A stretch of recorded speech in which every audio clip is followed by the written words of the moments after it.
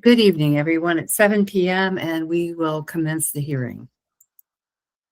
Good evening. I would like to welcome everyone to the Maryland Department of the Environment's public informational hearing for the non-tidal wetlands permit application number 24-NT-2023/2024-61616 and tidal wetlands permit application 25-WP 0865/2024-61616, submitted by Brad Chenowith for the construction of a single-family home, including a dwelling, driveway, and utilities, as well as the maintenance and improvement of a tidal ditch. My name is Amanda Sigalito, and I am the Chief of the Non-Tidal Wetlands Division at the Maryland Department of the Environment, hereafter referred to as the Department. I will be the presiding official for this evening's public informational hearing. Also in attendance with me from the department are John Stewart, who's Chief of the Tidal Wetlands Division, Nico Avasaskis, Chief of the Eastern Region of the Non-Tidal Wetlands Division, David Hafner, Non-Tidal Division Project Manager, and Matt Godby, Tidal Wetlands Division Project Manager.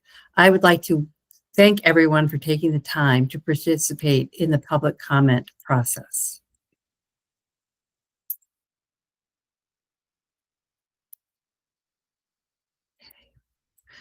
It is the responsibility of my office to evaluate applications that propose impacts to regulated resources, which include tidal wetlands, non-tidal wetlands, and the non-tidal wetland buffer. The department's authority is found in subtitles 5 and 9 of the Environment article. Each application received through our regulatory program has specific and unique issues and impacts that must be considered in relationship to weighing the potential benefits and detriments of the project. The department is neither a proponent nor opponent of any project. The logistics for this evening's hearings are as follows. I will make a few opening remarks about the purpose of the public informational hearing and briefly list the proposed impacts. I will then call on the applicant or his representative for the applicant's statement regarding their project. After these required presentations, the department will facilitate public statements by first calling on any elected officials or their representatives to make a statement. I will then call on those of you who indicate that you wish to speak. It is not necessary to read a statement and make it part of the official record. Written comments will also be accepted and receive the same consideration as any oral statement. In fact, for accuracy, if you have a letter to read into the record, I suggest you also provide us with a copy of the letter via email or regular mail.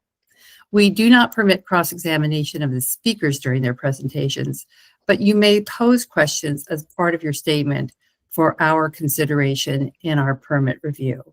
Please note that we will not be responding to questions or comments posed this evening. This venue is for the department to hear and record your public comments. This public informational hearing is being recorded, and the recording will be used to facilitate the final decision on the applications. At this time, I would like to acknowledge any elected officials who may be present here this evening. If you are an elected official or representing an elected official, please raise your virtual hand now to be recognized. Okay, not seeing any hands up at the moment. The department is conducting this evening's public informational hearing pursuant to subsection 5-204 of the Environment article and Code of Maryland Regulations 2623-0202 and 2624-0105.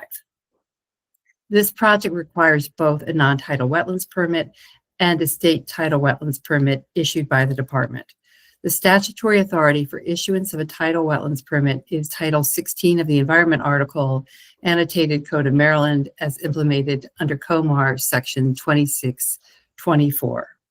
The purpose of this public informational hearing is for the applicant to present an analysis of impacts that may be associated with the proposed activity. I would like to emphasize that the purpose of this public informational hearing is to consider the application pending before the department.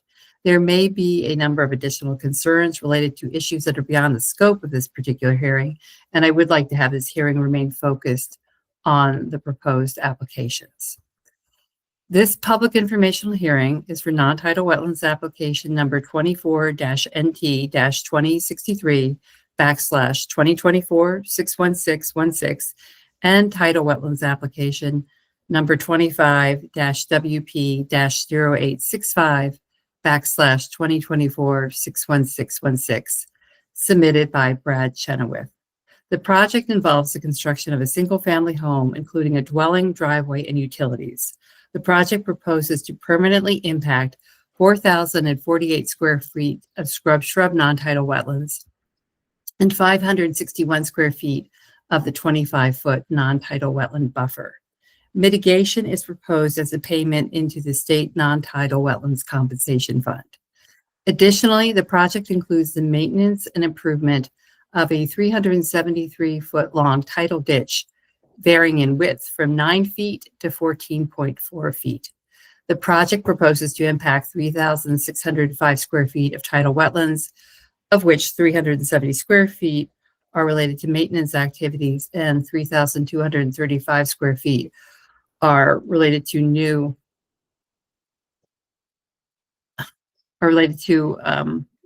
impacts and will require the applicant to mitigate for the loss of tidal wetlands. The project is located within lots 34 and 39 on Queen Anne's Road, Stevensville, Maryland.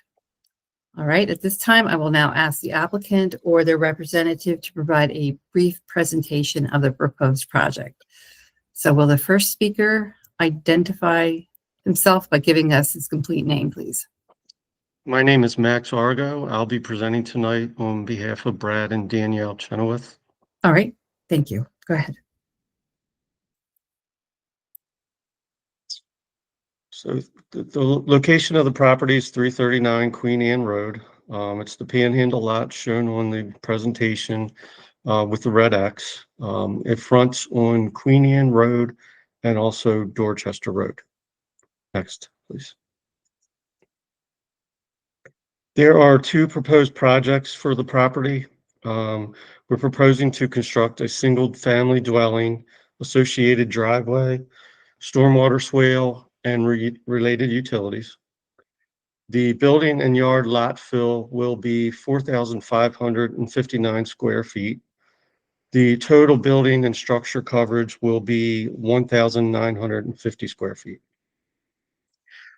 The second project proposed is to maintain and improve a 373-foot-long tidal ditch. The proposed ditch will vary in width from 9 feet to 14.4 feet. The project will impact 3,605 square feet of tidal wetlands. 370 square feet of impacts are maintenance activities, and 3,235 square feet are new impacts. The purpose of the swale is to maintain and improve tidal flow and to provide stormwater management. Next, please.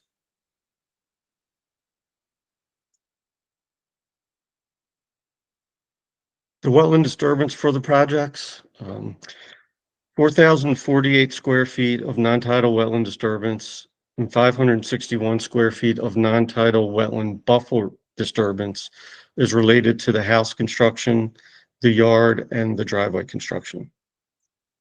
Total tidal wetland disturbance related to the stormwater swale is 3,605 square feet. Non-tidal wetland disturbance caused by no tidal wetland disturbance will be caused by the home, yard, or driveway construction. The property owners will be paying into the state compensation fund for the tidal and non-tidal mitigation requirements. John, can we go to the grading and stormwater plan, please?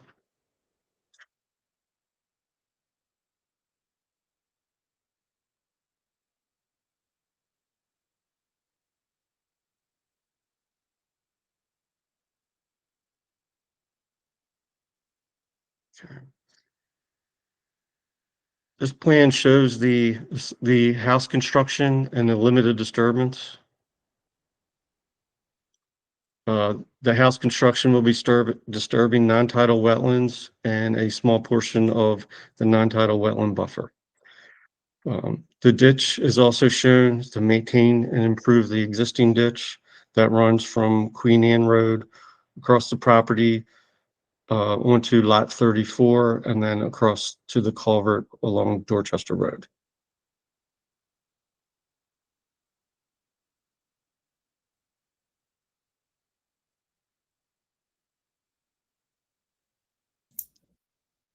That's basically all I had for the presentation. All right, thank you. I was just going to ask if that concluded your presentation. All right, now we would like to hear from you. If you would like to make a statement, please raise your virtual hand and leave it raised till we call on you. Again, you do not have to make a statement tonight. You can send in your comments after the hearing. There will be a 2-week comment period after following the hearing. But if you would like to make a statement tonight, please raise your virtual hand. Again, leave it raised till we call on you. When we call your name, we will unmute you and you may begin to speak. Please start your presentation, your comments, by clearly stating your name and any interest which you may be representing. Speakers representing a group or organization are allotted 5 minutes to make their remarks, and individuals are allotted 3 minutes for their remarks. And I see we have 2 callers on the phone, so I will call on them separately to see if they want to make a comment tonight. But we have a hand up. Celinda Carr, please go ahead, unmute yourself. Please start by stating your name and any interests you may be representing.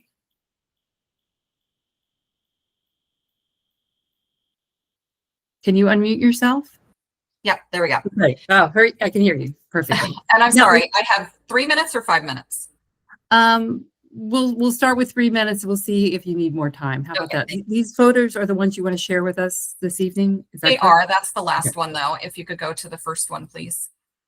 My name is Celinda Carr, and I've lived at 343 Queen Anne Road, situated next door to the property in question for over 20 years. Okay. And as you stated, the construction plans for the adjacent property affect almost 7,000 square feet of wetlands. So I'm troubled for my neighborhood and Queen Anne and Dorchester roads, and more specifically, my own home. This property sits at the low point of Queen Anne Road and has always been a natural thoroughfare between No Name Creek and the Eastern Bay. And so the photos that you see, the first one is to orient you to my home, which is the Blue Rancher, and that's looking north to a property that was improved in 2022. I love my neighbors. They have a beautiful home, but it is elevated 4 feet from the street level, much like Mr. Chenowith's will be if approved. And this essentially traps the water where it used to flow evenly across a lot. Next photo.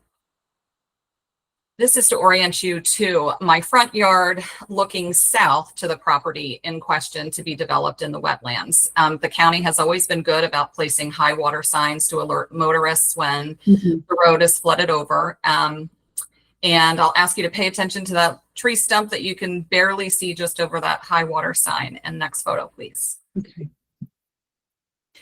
So that's the tree stump that I just pointed out, and it sits about a foot from the property line on my side of the property.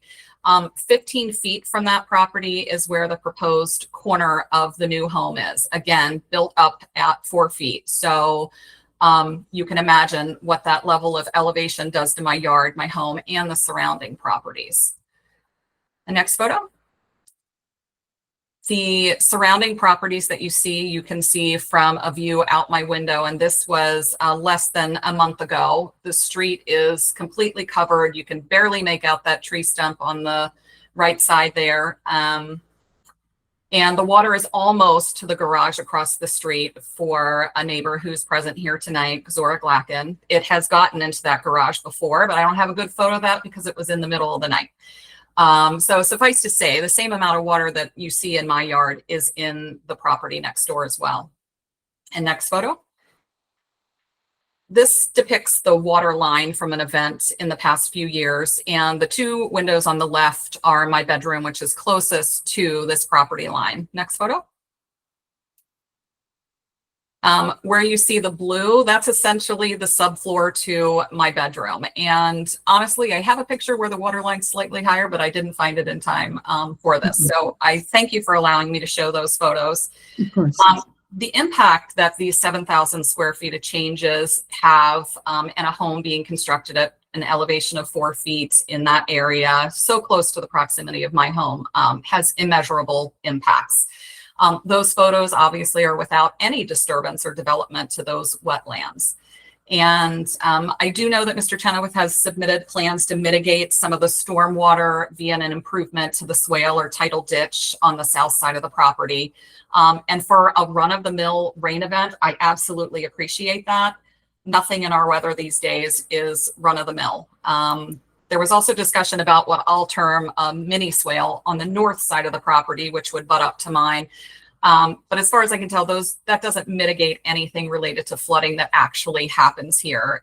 That mini swale was to be built at the 2-foot elevation mark. So that's 2 feet of water in my yard before I would see any benefit from that. And frankly, when we're at that point, it's just a waiting game for the water to recede. I could have 100 sump pumps in my crawl space. There's nowhere for the water to go. So to use the words of Maryland Department of the Environment, this is a critical area, and this construction will have a critical lasting impact on properties that are already in harm's way as the bay erodes our beautiful Ken Island. And while I very much appreciate the offer for the owner to pay into the state's wetland compensation, respectfully, my house needs its own compensation fund to pay for flood claim deductibles and construction costs over and above what the claim allows, which is actually what has happened. And I don't think I need to get into the depreciation of my property value that results from all this. So in closing, I ask the state not to allow further degradation and loss of the wetlands on this property in question. Thank you. Thank you. All right. Is there anyone else who would like to make comments tonight? If so, please raise your virtual hand. Now, I did know that there are 2 callers, and the callers can't raise their virtual hands. So the caller ending in 40, if you would like to make any comments, please feel free to unmute yourself and start by giving us your name.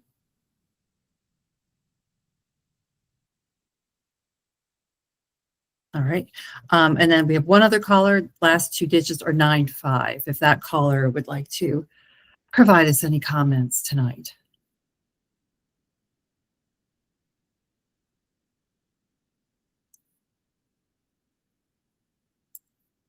All right. I'm not hearing anything from either caller. So if you'd like to make comments tonight, please raise your virtual hand and we will call on you and give you an opportunity to provide comments. If not, like I said, there will be an opportunity after the hearing for you to send in comments.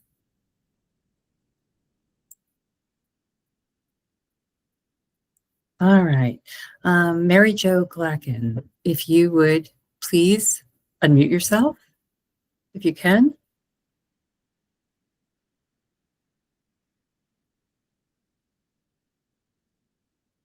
Ms. Glacken, can you hear me?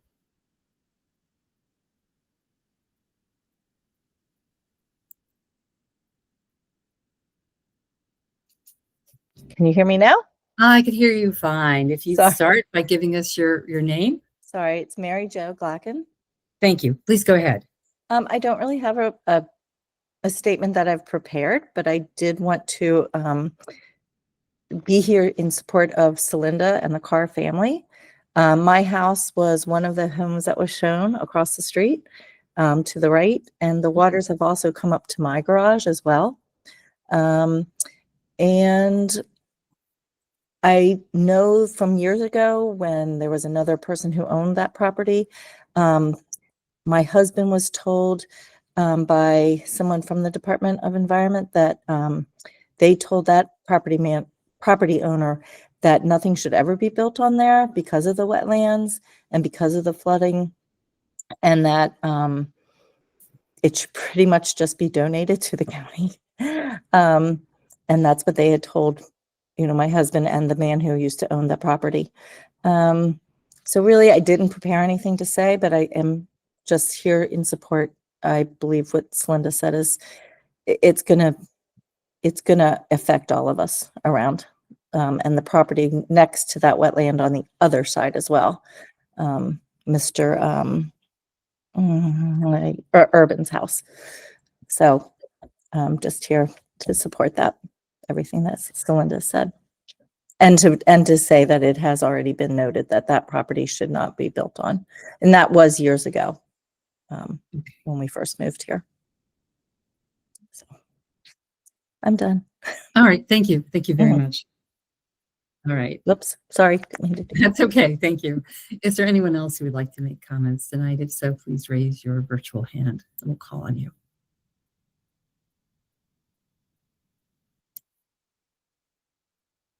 Okay. All right. Anad 1229, if you would go ahead and unmute yourself and start by giving us your full name, please. Yeah, my name is Bill Silva. I live across the street from the cars, Okay. and those pictures that Mrs. Carr showed are very typical of rainy days. I don't know what the tide was that day, but it is very often the case where her yard is flooded and the street is flooded, and Queen Anne is flooded and Dorchester is flooded. And so I just want to support her position. Okay. Does that conclude your comment? Yes, that concludes. Well, I did have a question, and I know you're not going to answer it, but in the statement, as I understand it, there was mitigation for the applicant, the impact on the non-tidal land, and that would be a payment into the MDE non-tidal with Wetlands Compensation Fund. And then later, since the project will impact 3,605 square feet of tidal wetlands, 3,235 square feet, which are new, that will also require mitigation, but it doesn't state what type of mitigation would be involved there. But that concludes my statement. Thank you. Thank you, sir. All right. Mr. Wright, you have your hand raised. Would you like to make a comment this evening? Yes, ma'am. My name is Michael Wright, and I live on Queen Anne Road.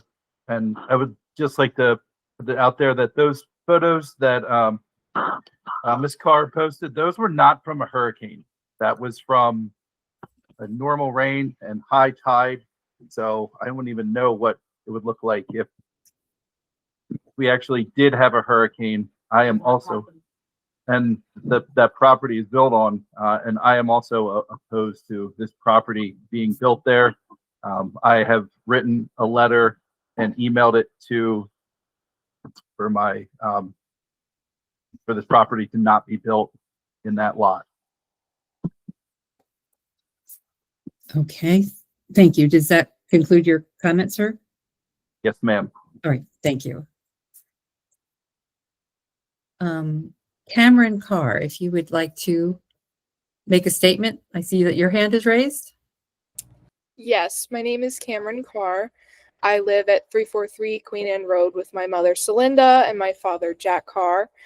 And as Mr. Chenowith has proposed these mitigations to his property, what concerns me the most, and maybe this is a question, but what happens when these mitigations, the possibility that they don't work?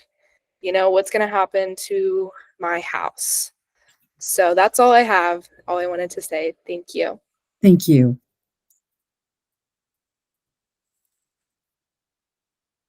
All right.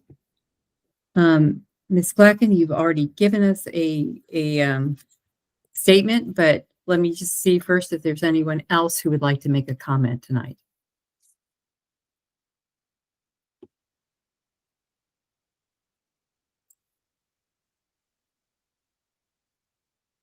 right. Ms. Glacken, did you have something you wanted to add to your comment? Just that one of the callers was asking how to unmute because she was trying to get in and she didn't know how to unmute herself on the phone.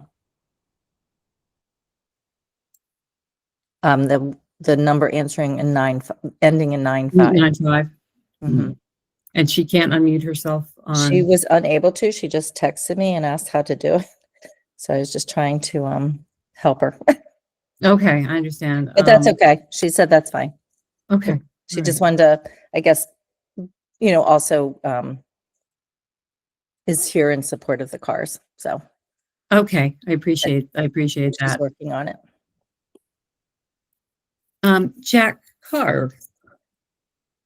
Sir, would you like to provide a comment this evening?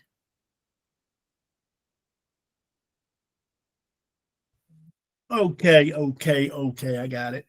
All right, I can hear you fine. Please Yes, go ahead, sir. I thank everyone for coming to this meeting and speaking up. I really do appreciate everyone supporting us.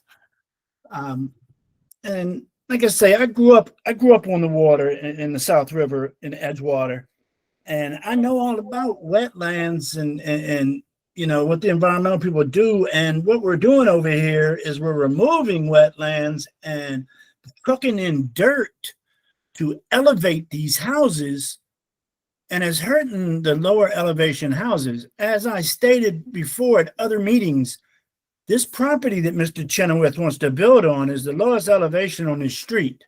When he elevates his house 4 to 5 feet from fill dirt, that's going to affect me and Mr. Urban's property and make both of us now the lowest elevation on Queen Anne Road. So you're looking at possible rises in flood insurance. And like I say, as my wife mentioned, we can't afford another flood.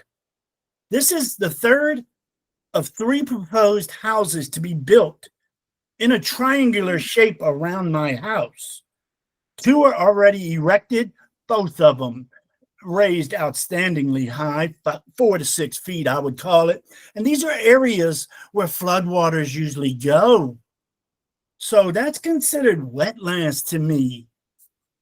And I don't see how it's not considered that to anyone else.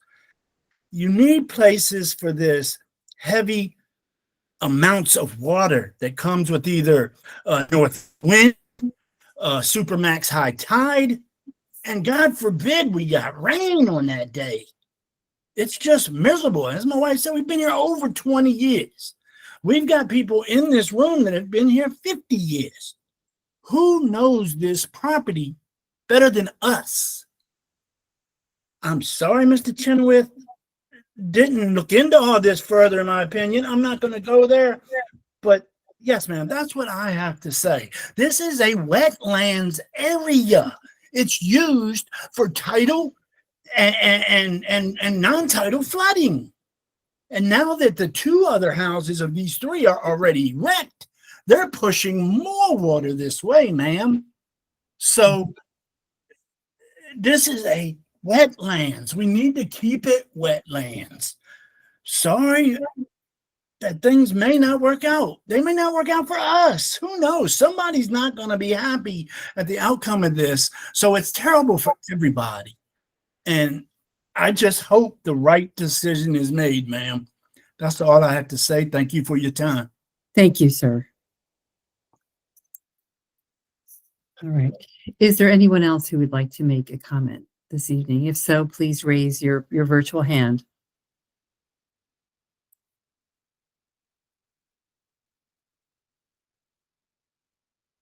Right. Well, last call for comments this evening, and then I'll explain where we go from here and how you can submit comments after this hearing. Anyone else who'd like to make a comment, please raise your virtual hand. All right, well, let me explain to you what happens next. The hearing record will remain open until 5 p.m. on Tuesday, December 16, 2025. And on the screen now is information where you can send the comments. You can either email them to Mr. David Hafner or you can mail them in. And you can mail both your title comments about the tidal wetlands application and the non-tidal wetlands application to Mr. Hefner. The public comments received during the public comment period, as the comments received this evening, will become part of the project file and will be considered by the department when rendering a decision on the applications. Regarding the non-tidal wetlands application, unless there are extenuating circumstances justifying an extension of time, the department is obligated to issue, modify, or deny the permit within 45 days of the public informational hearing, which is Friday, January 16, 2026. Regarding the tidal wetlands application, after completing its review of the application, the department will make its decision and final report and determination and is obligated to issue, modify, or deny the permit within a timely manner. The department's decision and accompanying information for both applications will be sent to the interested persons list as well as to the applicant. The department's decision for both the non-tidal wetlands and tidal wetlands application will be a final agency determination. There will be no further opportunity for administrative review.